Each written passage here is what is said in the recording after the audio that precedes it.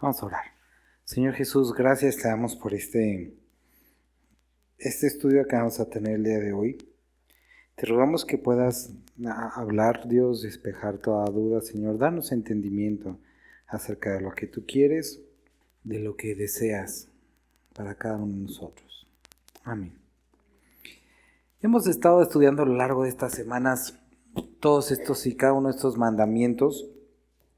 Desde el primer día que empezamos a invertir tiempo en capítulo 20, leíamos esta porción en la que Jesucristo dice, bienaventurados, no, más bien dice, ay de aquellos que quebranten estos mandamientos y así enseñen. Dice, porque serán llamados muy pequeños en el reino de los cielos. Dice, y aquellos que los hagan y que así enseñen serán llamados muy grandes en el reino de los cielos. Jesús decía, yo no he venido a abrogar la ley, sino he venido a cumplirla. Mateo capítulo 5, hoy vamos a estar leyendo ahí bastante. Entonces, nosotros cuando leemos el capítulo 5 de Mateo, Jesucristo, después de dar la descripción de algunos parámetros, empieza a hablar acerca de la ley y explica cómo, a lo mejor bien intencionado, pero mal entendido, durante mucho tiempo las personas se habían enfocado en los aspectos externos de la ley y habían descuidado la parte primordial que era la motivación, lo que Jesucristo veía, lo que Dios veía. Y cada uno de estos mandamientos también leíamos, cuando veíamos este es el amor de Dios, que guarde sus mandamientos, hablamos de estas dos cosas. Por una parte, el mostrar amor a Dios era a través de reconocer lo que Él había hablado, cómo se había mostrado a través de esto y poder guardarlo. Ya sabemos que no es para salvación, sino como una respuesta de amor. Pero también veíamos que el amor de Dios se expresaba a través de cada uno de sus mandamientos, porque sus mandamientos nos aseguraban, nos conducían hacia una vida plena en Cristo, no una vida libre de problemas, pero sí una vida íntima con Dios. Ahora, cuando llegamos a este mandamiento, el día de hoy vamos a llegar al mandamiento número 13. Ya dijimos que la primera sección estuvimos hablando de aquello que tiene que ver en nuestra relación con Dios, son mandamientos relacionados con Dios, y a partir del versículo 12 rigen la relación con nuestros semejantes. Llegamos al versículo 13 y de primera entrada podemos decir, bueno, son dos palabras o el estudio va a estar cortito, pero son de este tipo de mandamientos que implican tantas cosas que después de un tiempo dije, no estaba seguro si hacerlo en una sola reunión o en dos reuniones, porque cuando decimos no matarás, a lo mejor la mayoría de nosotros, y no me quiero asustar, diríamos yo no tengo problemas con esto, a lo mejor, porque yo nunca he matado ni quiero matar. Habrá quienes a lo mejor en su vida pasada hayan incurrido en esto, pero en general podríamos a lo mejor algunos o la mayoría decir, no, pues yo no tengo con este mandamiento, vamos a lo siguiente. Pero nuevamente nosotros tenemos que recordar que Jesucristo al explicar los mandamientos va mucho más allá que el acto físico, sino también explica que hay actos internos que te llevan a ser culpable de cada uno de estos. Entonces, cuando hablamos de no matarás, podemos primero pensar en lo obvio, ¿no? En a lo mejor tomar un arma y ir y atentar contra la vida de una persona. Pero ¿qué sucede? Le contaba, no me acuerdo, creo que le contaba al hermano Marcos, de un hermano que conocí hace muchos años, que tuvo la mala fortuna de... Me contaba que cuando él era más joven, tuvo la mala fortuna de ir en la autopista y atropellar a una persona. y no supo cómo reaccionar. Se asustó, se entró en un proceso de como de ansiedad y estrés durante más de casi un año, porque no supo qué pasó. Iba en la autopista a la mitad de la noche, lloviendo, oscuro como hoy, y de repente se le atravesó alguien. Y uno dice, bueno, ¿y ahí qué es lo que sucede? ¿Qué de aquellos médicos que estando ejerciendo su profesión llegan a cometer algún error y se mueren las personas? Y entonces vemos que se empieza a complicar más. Sabemos que el aborto, digo, eso ni siquiera vamos a discutirlo tanto porque sabemos que es malo, pero ¿qué de aquellas mujeres que involuntariamente o que producto de una situación normal, los médicos tienen que decidir entre la vida del mamá y la vida del pequeño? ¿Qué sucede con eso? Y entonces nos damos cuenta que estas dos palabras de no matarás no son tan simples porque pueden implicar tantas cosas en tantos momentos. Y la primera cosa con la que me gustaría que pudiéramos iniciar es que en el hebreo, así como a lo mejor también un poquito en el inglés, existen dos palabras que describen esta circunstancia. Nosotros en español la vemos como lo mismo, pero en hebreo hace una gran diferencia entre matar y asesinar. El matar implica o está relacionado con el hecho de quitar la vida a alguien, pero sea o puede ser sin la voluntad de hacerlo, por accidente o por mandato divino. Ahorita vamos a ir para allá en un poco más de tiempo. Y el asesinato es producto de enojo, de venganza o una intención, algo que premeditadamente hiciste.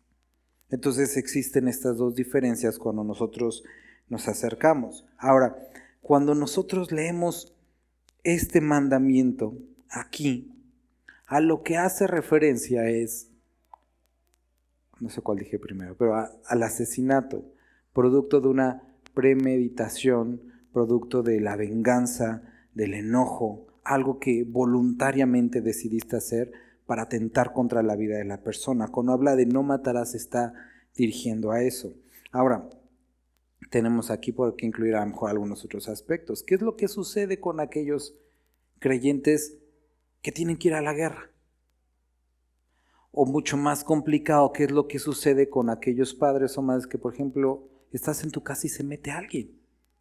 Y tienes que decidir entre la vida de esa persona y la vida de tu familia.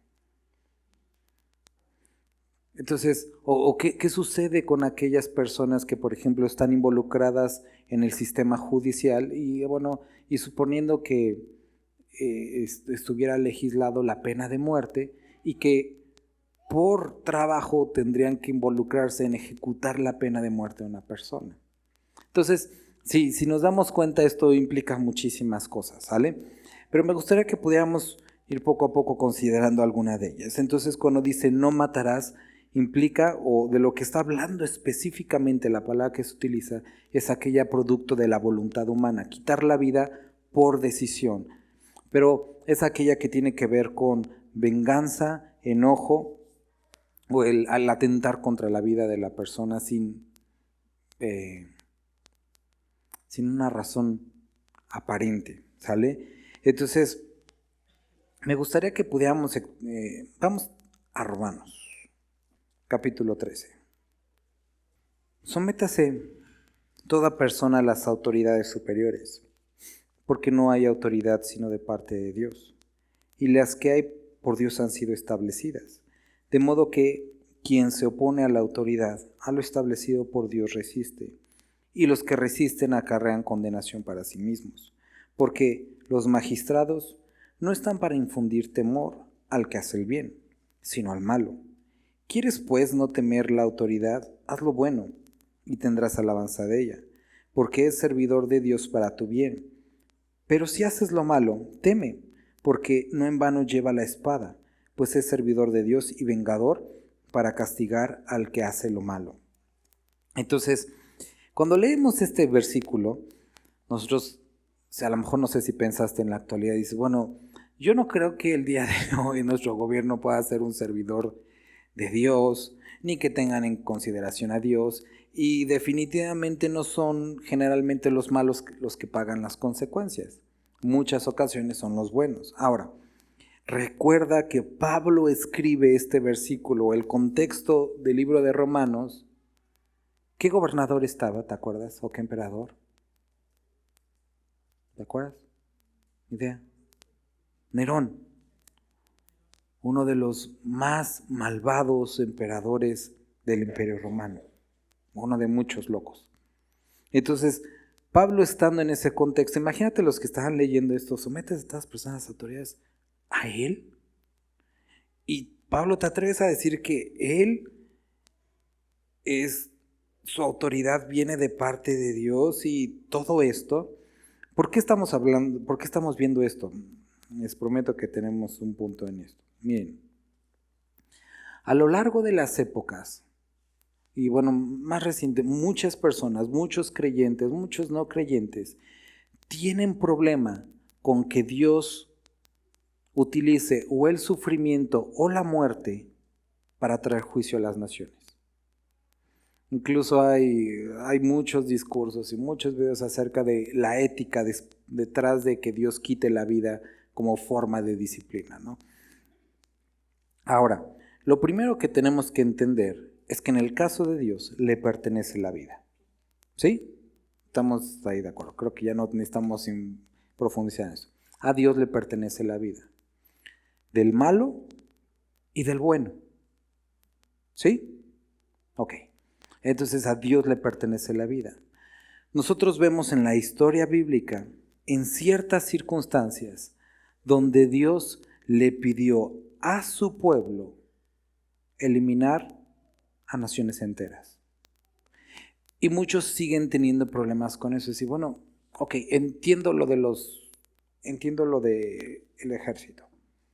Pero ¿por qué mujeres? ¿Por qué niños? Y muchos tienen problema con esto. Pero tenemos que partir desde la perspectiva bíblica que Él es el que posee la vida. De Él es la vida. Ahora, a lo largo de la historia, Dios ha utilizado a diferentes naciones, lo vemos constantemente con su pueblo, cuando entra a Canaán, para traer juicio de Dios sobre Canaán. ¿Sale? Y es donde aplica este versículo. Dice, de modo que quien se opone a la autoridad, lo establecido por Dios, resiste, y a los que resisten acarrean condenación para sí mismos, porque los magistrados no están para infundir temor al que hace el bien, sino al malo. Quieres pues no temer la autoridad, lo bueno, y tendrás alabanza de ella, porque es servidor de Dios para tu bien. Pero si haces lo malo, teme, porque no en vano lleva la espada. Y subraya esto si puedes. Pues es servidor de Dios, vengador para castigar lo que hace lo malo, el que hace lo malo. Entonces, durante el tiempo que Dios toma a Israel y lo pone en Egipto, Él trata con Canaán y les da 400 años, como estudiamos, 400 años para arrepentirse. Y no se arrepintieron. Esta nación estaba totalmente contaminada y llena de pecado a un extremo. Podemos decirnos pobres de los niños, pero recuerda, los cananitas emparedaban a sus hijos recién nacidos vivos por lo menos una vez al año, muchos de ellos para asegurar la prosperidad. Muchos de ellos también los ponían en los brazos de Moloc, era una escultura de bronce ardiendo, vivos para asegurar buenas cosechas. Estos hombres no tenían, como dice el libro de Timoteo, afecto natural. Entonces, lo que hace Dios es traer juicio, como cuando sucedió con el diluvio, sobre no todo el mundo, sino sobre una nación, para raer el mal de raíz. ¿Por qué Dios hizo eso y no tuvo misericordia? Vamos a hablar un poquito. Pero la misericordia Él la mostró durante 400 años, buscando el arrepentimiento de Canaán, y no lo hizo. Ahora, pon en perspectiva, nuestra nación tiene 200 años de haber sido constituida. Canaán tenía 400, el doble de nuestra nación. Y ve cómo estamos. Entonces eran personas, un sistema que se había hecho corrupto y que Dios decide quitarlo. Ahora, el punto de nuestro estudio. Dios utiliza a la nación de Israel para ejecutar su juicio, como aquí lo está diciendo, porque es servidor de Dios para tu bien, pero también es servidor de Dios, versículo 4, vengador para castigar al que hace lo malo. Dice, no en vano lleva la espada. Entonces, hay ciertos momentos en los que Dios utilizó, en este caso estamos hablando de Israel, para ejecutar su juicio sobre Canaán. Pero también utilizó a Babilonia para ejecutar su juicio sobre Israel. Y utilizó a Persia, a Medo-Persia, a los griegos, a los romanos, para ejecutar su juicio sobre Israel. Entonces, en diferentes momentos, en diferentes etapas, Dios ha utilizado a diferentes naciones e instituciones humanas para ejecutar sus juicios sobre la tierra. Pero algunos son manchados y entonces, lejos de castigar al inocente, lejos de castigar a los impíos, también han arrasado con los inocentes. Dios también lo sabe. Y cuando nosotros leemos el libro de Isaías, cuando leemos Jeremías, nosotros podemos ver que Dios trae juicio a Israel a través de Babilonia, pero dice, y yo juzgaré a las naciones que hicieron mal en contra de ti. Entonces Dios utiliza a Babilonia para traer juicio a Israel, pero Dios le dice a Israel, yo tengo cuidado de sus injusticias y yo los voy a juzgar a ellos. Y así como utilizó a Babilonia para juzgar a Israel, Dios utilizó a Persia y a Medo-Persia para juzgar a Babilonia. Y así sucesivamente. Entonces, lo que quiero que entendamos es que en ciertos momentos Dios ha utilizado a ciertas personas para ejecutar sus juicios. Y ahí es donde entran los ejércitos. Entonces, cuando hay personas que están en estos ejércitos, y sé que esto es un tema complicado, pero que estuvieron en estos ejércitos, o que en la actualidad están en ejércitos, están ejecutando el juicio de Dios sobre la tierra. ¿Son libres de culpa aquellos que hacen daño a los inocentes? Por supuesto que no. Dios lo conoce, Dios lo sabe. Él juzgará a cada uno porque Él puede ver el corazón. Él entiende las motivaciones. Y pongamos un ejemplo complicado. Cuando sucede todo lo de Alemania en la Segunda Guerra Mundial. Una nación que estaba en crisis por los estragos de la Primera Guerra Mundial. Y entonces se levanta un hombre, un líder, que quiere hacer Alemania grande nuevamente. Pero ve como salida, muchas cosas, pero sucede todo esto de la persecución de los judíos. Por supuesto, esto era algo que Dios tenía considerado, pero uno podría decir, ¿por qué los judíos no son su pueblo? Dios juzgó a Alemania. Dios aceptó las horribles cosas, por supuesto que no. Isaías, nosotros podemos ver, leemos en Isaías, y Dios dice, hay de aquellos gobernantes, aquellas autoridades que con injusticia, con impiedad, detienen el juicio justo a los huérfanos, a las viudas, a los pobres. Dios no los tiene por inocentes. Entonces, quiero que vayamos tantito vamos a Santiago. Entonces, vemos nosotros que aún en las guerras, Dios ejecuta o puede ejecutar su juicio. Y en algunos momentos, algunas personas pueden convertirse en, se escucha muy raro, pero aquí lo dice, siervos, ministros de Dios para ejecutar sus juicios. Entonces, ¿y qué de aquellas personas que dicen, yo voy a ejecutar el juicio de Dios? Dios conoce las intenciones del corazón. Y Dios sabe cuando tu corazón, cuando tu deseo es venganza, y cuando Dios sabe a los que ha llamado. Entonces Dios no puede ser burlado. Santiago capítulo 4. Entonces hablando de las guerras, 4:1. Dice, ¿de dónde vienen las guerras? Y los pleitos entre vosotros. Entonces, aquí nos dice, ¿cuál es el origen de las guerras? Y de los pleitos entre nosotros. No es de vuestras pasiones, las cuales combaten en vuestros miembros.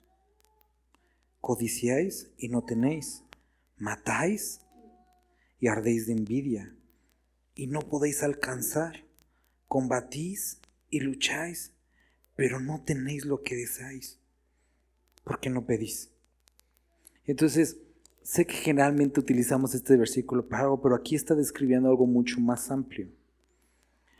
Los conflictos entre nosotros, entre las familias, entre las naciones, entre los pueblos, son producto de sus pasiones, de todos aquellos deseos de los seres humanos que no pueden tener, aquello que quieren, que codician, que anhelan, que producto de su lujuria,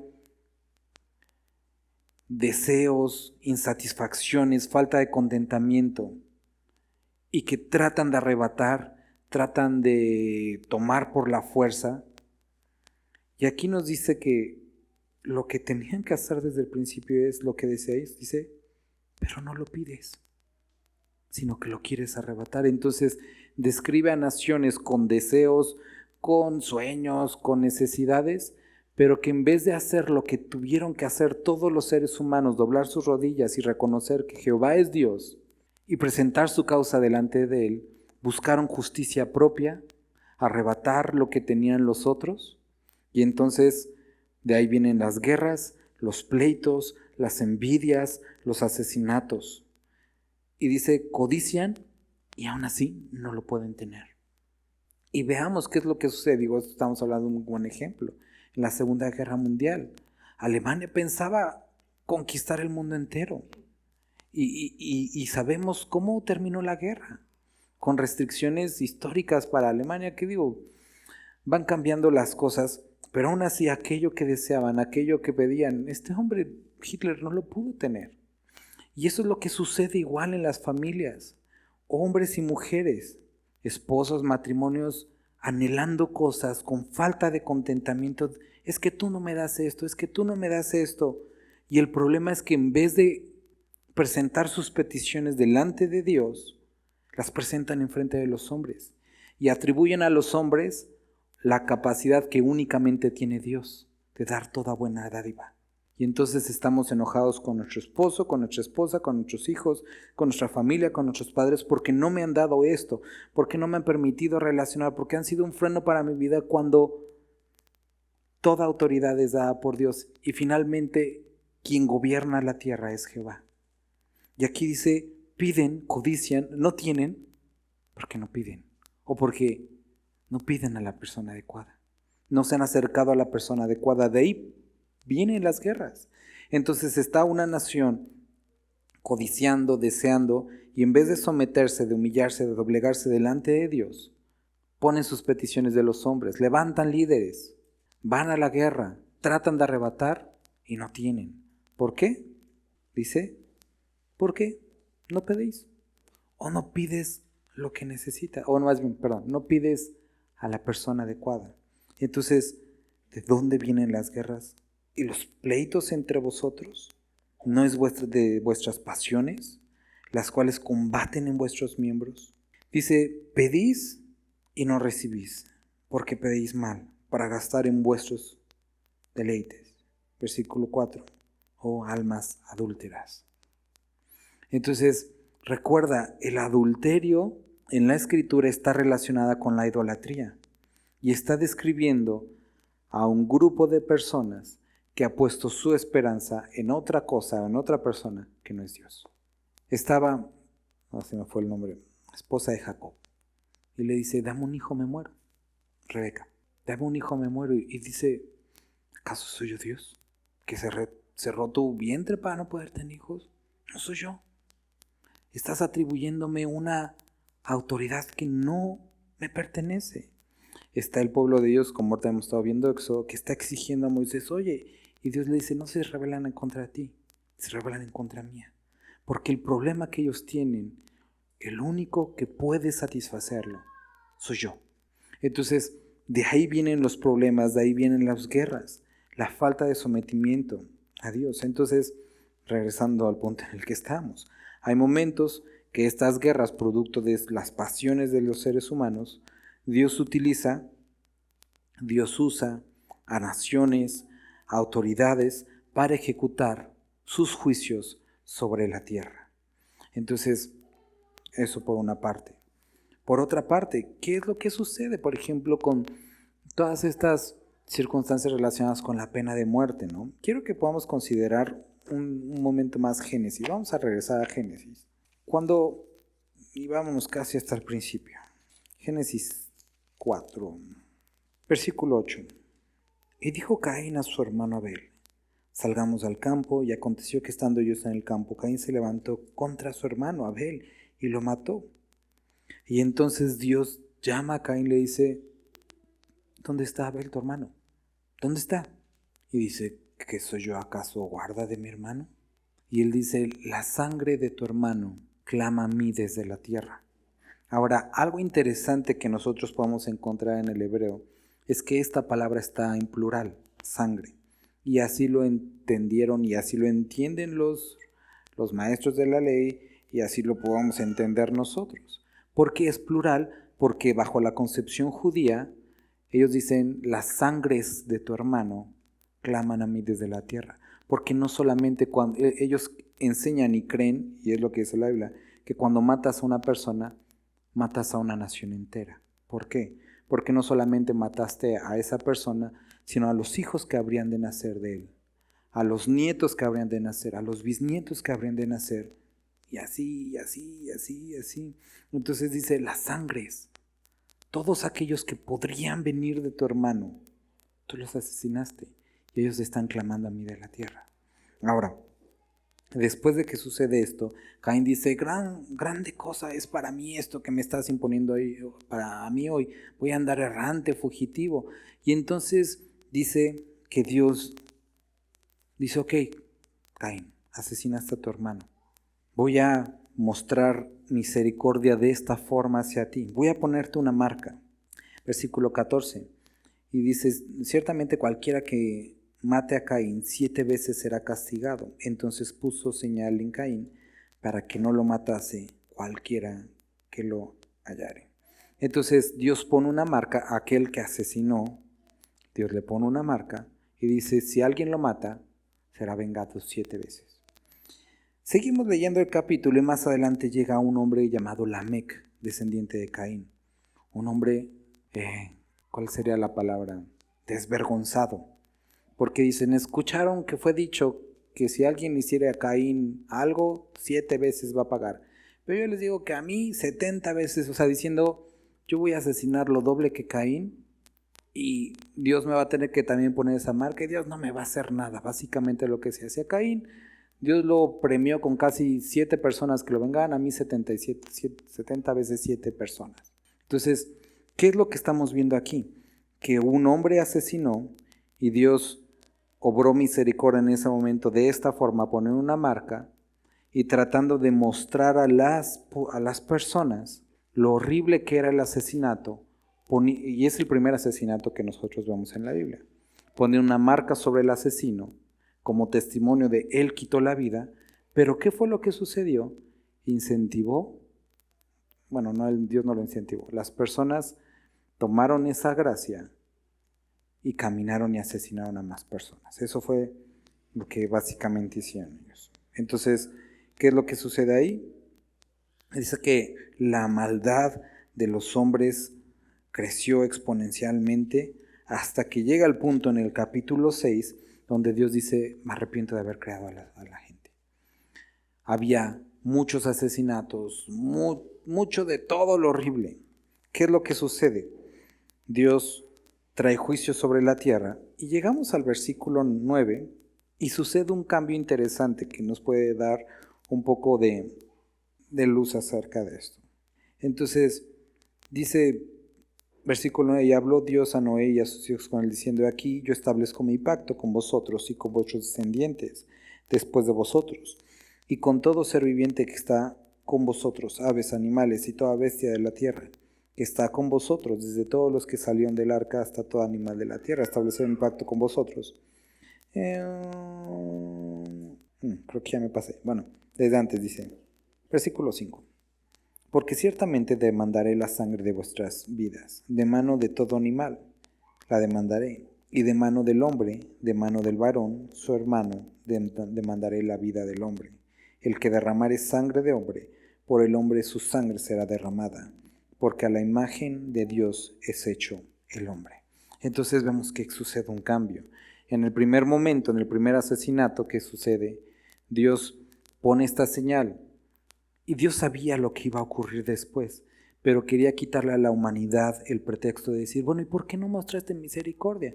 Y Dios dice, bueno, mostré misericordia, pero miren lo que hicieron con mi misericordia.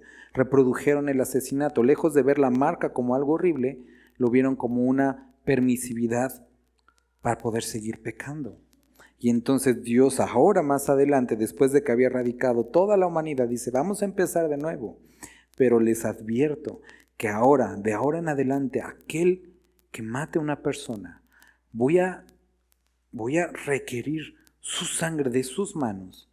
Y la pena ahora va a ser, si ustedes matan a una persona de mano de otro hombre, voy a demandar su sangre también.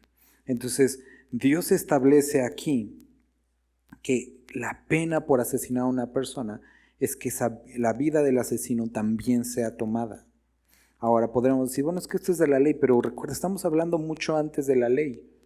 Entonces, Dios estableció un sistema, vamos a llamar judicial, para que aquel que asesinara, también su vida, más bien que su vida pagara por esa vida que había tomado. Recuerden, estamos hablando no de una muerte imprudencial, sino un asesinato doloso, ¿sale? Entonces, vamos a regresar nuevamente a Éxodo. Versículo 13, no matarás. Vemos que Dios puede y toma en diversas circunstancias la vida del hombre a través de naciones o de sistemas y corrige y trae disciplina a las naciones. Vemos que también Dios ha establecido que aquel que mate, bueno, su vida puede ser requerida. Ahora, vamos a Mateo capítulo 5 para que podamos considerar lo siguiente. No penséis que he venido a abrogar la ley, versículo 17, o los profetas. No he venido para abrogar, sino para cumplir. Porque de cierto os digo que hasta que pase el cielo y la tierra, ni una jota ni una tilde pasará de la ley, hasta que todo se haya cumplido. De manera que cualquiera que quebrante uno de estos mandamientos, muy pequeños, y así enseña a los hombres muy pequeños, será llamado en el reino de los cielos. Mas cualquiera que los haga y los enseñe, éste será llamado grande en el reino de los cielos. Porque os digo que si vuestra justicia no fuere mayor que la de los escribas y fariseos, no entraréis en el reino de los cielos. Entonces imagínate a los fariseos diciendo, hey, eso es fácil, nosotros lo hemos cumplido, nosotros no tenemos problemas. Pero Jesús dice, oíste que fue dicho a los antiguos, no matarás. Y todos como nosotros al principio, bueno, yo no he matado, no espero hacerlo. Pero Jesucristo va mucho más allá, dice, y cualquiera que mate será culpable de juicio. Ya estuvimos hablando de qué juicio estamos hablando, de qué juicio está describiendo aquí. Versículo 22. Pero yo os digo que cualquiera que se enoje contra su hermano será culpable de juicio, y cualquiera que diga necio a su hermano será culpable ante el concilio, y cualquiera que le diga fatuo quedará expuesto al infierno de fuego. Entonces describe tres situaciones diferentes que decimos, bueno, aquí ya ni siquiera estamos hablando de algo físico. Lo primero, habla acerca del enojo, de la ira.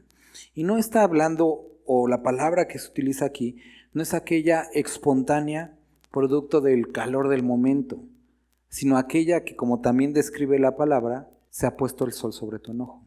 Entonces, encontramos que Jesucristo está introduciendo o está relacionando este enojo, el enojo que ha pasado el momento, lo emocional, y que se ha convertido en una decisión. Entiéndelo muy bien, hermano y hermana.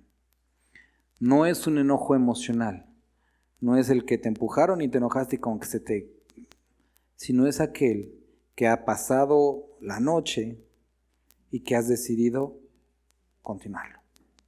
Es el enojo que se ha convertido en una decisión. Y aquí dice, pero yo os digo que cualquiera que se enoje contra su hermano será culpable. Entonces nosotros decimos, ¿cómo? ¿Por qué Jesucristo está metiendo esto aquí? Porque estaban los fariseos muy orgullosos de que ellos nunca habían matado. Pero Jesucristo les dice, tengan cuidado, porque si su justicia no es mayor que la de los fariseos, ellos decían, esto es difícil de cumplir. Pero Dios exigía y pedía de ellos algo diferente a lo físico, sino tenía que ver con la actitud del corazón, esa que nadie ve. Ahora, puedes estar enojado con alguien y ni siquiera demostrarlo, pero tu corazón, a lo mejor incluso te quieres engañar, pero Dios sí lo sabe. Y dice, será culpable de juicio. Y la palabra que se describe aquí es, va a ser traído a cuentas. Ahora, ¿qué tipo de cuentas? ¿De qué está hablando?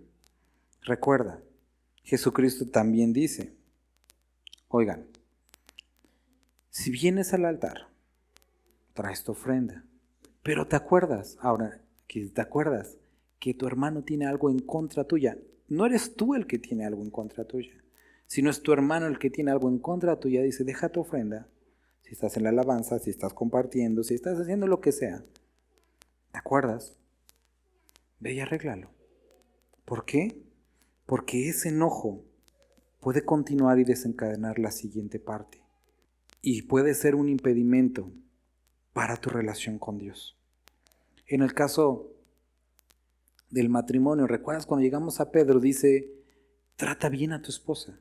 ¿Por qué? Porque tus oraciones pueden ser estorbadas. Y creo, y lo hemos enseñado, que es en ambos sentidos. No solamente es para la esposa, sino también al esposo, porque van a decir, ay, no, pues entonces podemos tratar mal a los esposos. No, eso es en ambos sentidos. Está describiendo una relación matrimonial en la cual hay este enojo, esta aspereza, y dice, ¿cómo voy a escucharte? Recordemos que el matrimonio es la representación de la relación entre Cristo y la iglesia, y nosotros la estamos mal representando cuando tomamos estas acciones. Ahora, regresando a este punto.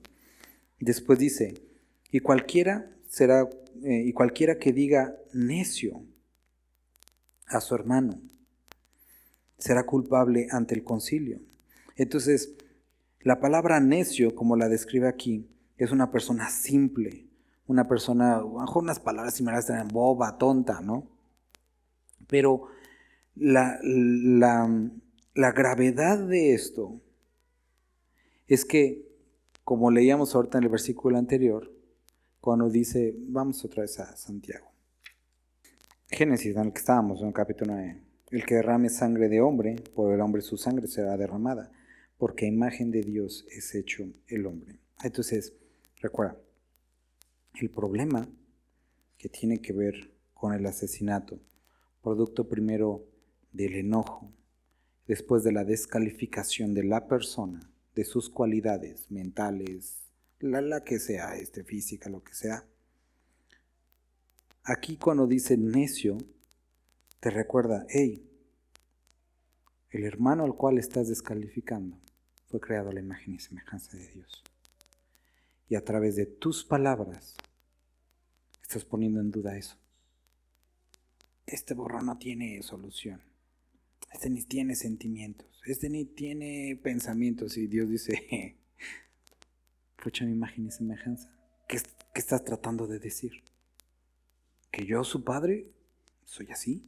Y entonces dice, ten cuidado cuando estamos hablando en Mateo. Ten cuidado con este tipo de comentarios a través de los cuales descalificas a una persona, porque somos hechos a la imagen y a la semejanza de Dios.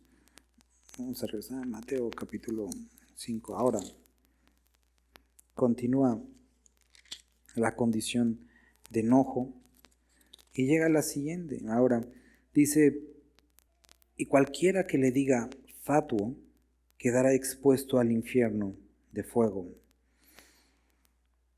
Ni siquiera, vamos a decir, ni siquiera son groserías.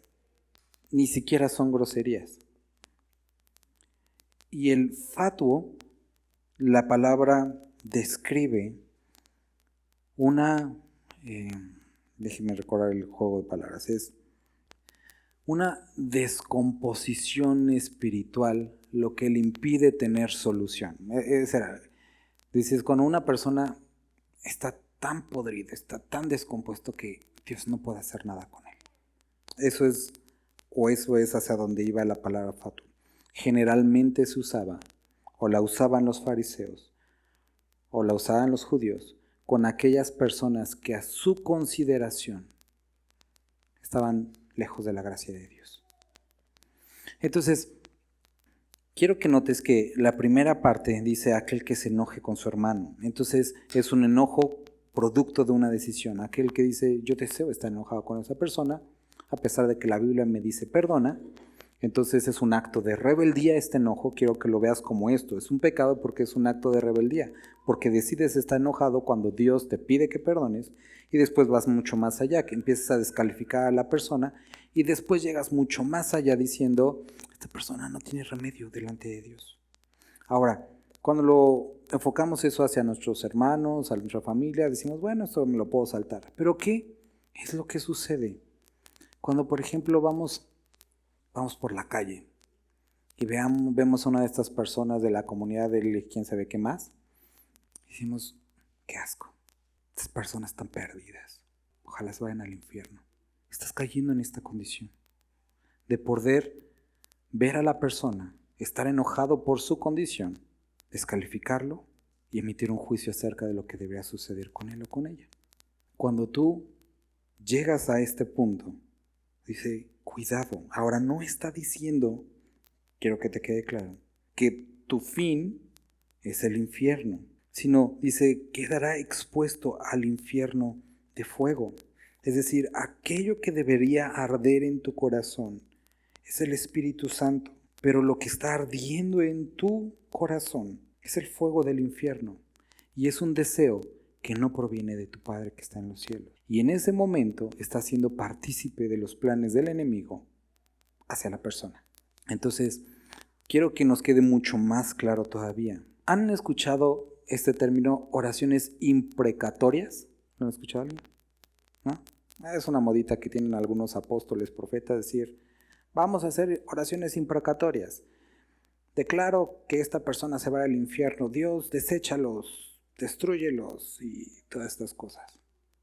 Muchos ahorita lo hacen. Te maldigo en el nombre del Señor. Eso es lo más herético y más alejado de lo que la palabra está diciendo. Es exactamente esta condición.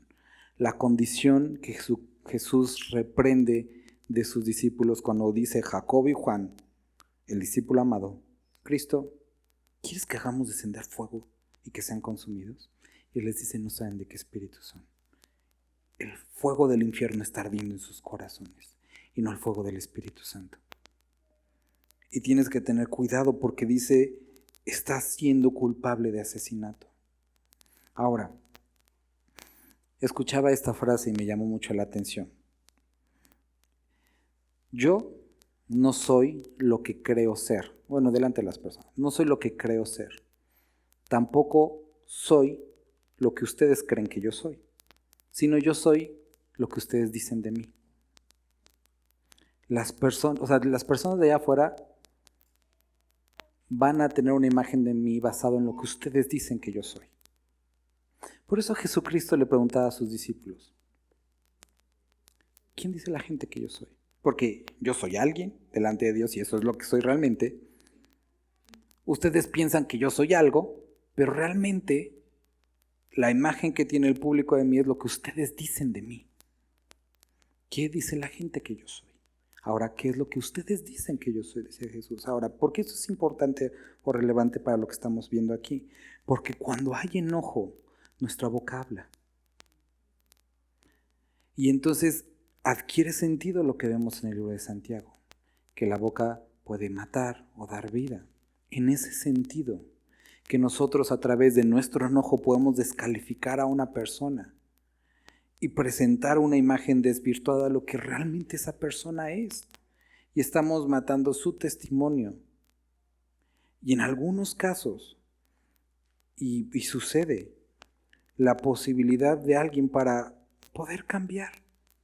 No porque Dios no pueda hacerlo, sino lo puedes poner en una condición en la que está estigmatizado por tus palabras, ni siquiera por sus actitudes, ni siquiera por sus deseos, sino por tus palabras. Y entonces es cuando Jesús aquí habla, dice, Oíste que fue dicho, no vas a matar. Pero cualquiera que matare será culpable de juicio. Pero también te digo que si tú te enojas con tu hermano, eres culpable de este juicio. Porque ese enojo voluntario, esa decisión, primero es rebeldía en contra de Dios. Y te puede llevar a lo siguiente, a descalificarlo. No necesitas ni siquiera decirlo, en tu corazón descalificarlo y atentar contra tu hermano o tu hermana que es hecho a la imagen y semejanza de Dios. Y no solamente eso, sino llegar en tu corazón o en tu mente a la conclusión de que Dios no puede hacer algo con él cuando eso no es cierto. Y por lo tanto, presentar delante de los hombres una imagen desvirtuada de Cristo, de su poder sobre las personas y de tu hermano. Y entonces arderá en tu corazón el fuego del infierno y te unirás momentánea o temporalmente a los planes del enemigo sobre la vida de una persona. Y estarás siendo ministro de Satanás, participando en lo que él quiere hacer en la vida de las personas. Entonces, por tanto, si traes tu ofrenda al altar y ahí te acuerdas de que tu hermano tiene algo contra ti, recuerda, está al revés, o sea, no tú tienes algo contra tu hermano, tú no estás enojado, pero tu hermano tiene algo contra ti. Deja tu ofrenda delante del altar y anda y reconcíliate primero con tu hermano y entonces ven y presenta tu ofrenda. ¿Por qué? Porque como hermanos en Cristo debemos de evitar que nuestros hermanos lleguen a este punto. Ahora, quiero que veas que la responsabilidad la está cambiando. Él es el que está enojado o ella está enojada, pero yo sé. Y yo no puedo presentarme a Dios como si nada pasara. Yo soy libre de culpa, el enojado o la enojada es ella. No, libra a tu hermano de esa condena. Líbralo. Recuerden lo que vimos en Corintios. Lleva la afrenta. Lleva la afrenta. Si tú eres el maduro, la madura, lleva la afrenta. Pero es que ya es la última vez, digo la 77ª vez. Lleva la afrenta. Continúa hablando y dice, ponte de acuerdo con tu adversario pronto, entre tanto que estás con él en el camino, no sea que el adversario te entregue al juez y el juez al alguacil y seas echado en la cárcel. De cierto te digo que no saldrás de allí hasta que pagues el último cuadrante. ¿Qué tiene que ver con esto? Que los problemas se arreglan rápido. Muchas veces decimos, pues ya se le va a pasar. Puede ser que no. Puede ser que las primeras 32,000 veces se le haya pasado, pero puede ser que esta no. Y la palabra de Dios nos dice, también más adelante, en aquello que requiere diligencia, no perezosos. Y el corazón de tu hermano, una relación, requiere diligencia. Y en lo que esté en tu parte, o sea, esto recuerda, es tu responsabilidad. Tienes tú que hacerlo. Si la persona no lo hace, no digas, pero es que él no me quiso hacer caso. Tú hiciste aquello que te correspondía delante de Dios y deja que Dios sea Dios. Si ya te redarguyó a ti, puedes redarguirlo a él o a ella. Entonces, regresando a Éxodo, y con esto terminamos ahora sí. Éxodo 20. Dice, no matarás. Recordamos que Dios es el dador de la vida y por lo tanto Él puede quitarla con o sin razón entendible para nosotros, de personas buenas según nosotros o malas según nosotros. Él es el dador y el poseedor de la vida. En diferentes tiempos, en diferentes culturas, Él utilizó a pueblos, a instancias, a sistemas para corregir y emitir juicio. Y es válido que Dios lo haga porque es Dios. Dios estableció que la pena por tomar una vida era que esa vida fuera tomada. Pero también te dice, no matarás, porque Él conoce el corazón, Él analiza los pensamientos. Y aquello que tú piensas como justicia, ten cuidado, porque dice la palabra que los caminos de Dios no son los caminos del hombre y que la justicia del hombre no ejerce la justicia de Dios. No es lo mismo. Asegúrate que es Dios. Y por eso Dios dice, mira, es la venganza. Tú deja las cosas. Yo voy a orar. ¿Por qué suceden las guerras? ¿Vimos? Las guerras y los conflictos en el matrimonio, en la familia, en las naciones, es porque viene de sus pasiones. de sus codicias, de su falta de contentamiento. Dice, pedís y no recibís. De eso vienen las guerras, de tus codicias, de tus deseos. ¿Qué es lo que dice la palabra? Pide, pero a mí. No pienses que la persona tiene que satisfacer algo que solamente yo puedo. Tu problema es de contentamiento y es conmigo. De ahí provienen las guerras. Y después regresamos a esta parte de no matar. Porque puede ser que no utilices el arma, pero, puede haber enojo, descalificación. Y eso finalmente es lo mismo que matar. Nada más para terminar, recuerda, hay una diferencia entre el asesinato para Dios y cuando desafortunadamente alguien pierde la vida por imprudencia. No es tu intención, no es lo que quieres, no es lo que buscas. Y Dios, que conoce el corazón y que conoce las circunstancias, no toma a justos por pecadores ni a pecadores por justos. Entonces, no matarás. Si tienes algo que arreglar con alguien, te animo a que lo hagas hoy. Vamos a orar. Señor Jesús, gracias te damos porque podemos leer tu palabra, Padre, y encontrar que más de una vez hemos sido culpables de esto, porque hemos descalificado, porque voluntariamente hemos decidido estar enojados. Padre, perdónanos por favor, y Dios, perdónanos, Padre. Sabemos que has cargado nuestros pecados en tu cruz, Padre, pero hoy queremos reconocer que estamos mal y tú estás bien, que tu palabra es verdadera y que no importando las circunstancias, lo que nos hayan hecho, la razón que pensamos tener, tu palabra dice que tengamos cuidado con esto, Dios. Y hoy queremos entregarte este enojo, estos deseos malvados en contra de alguien, esta descalificación, este sentimiento. Padre, lo ponemos delante de ti y llevamos a ti nuestras ansiedades, nuestros conflictos, Padre, rogando que tú transformes nuestra vida. Y Padre, te rogamos que no haya en nosotros ninguna amargura, ninguna raíz de amargura, para que no contaminemos a otros. Padre, ayúdanos a caminar en este perdón y en esta libertad. Gracias porque eres bueno, Dios. Amén.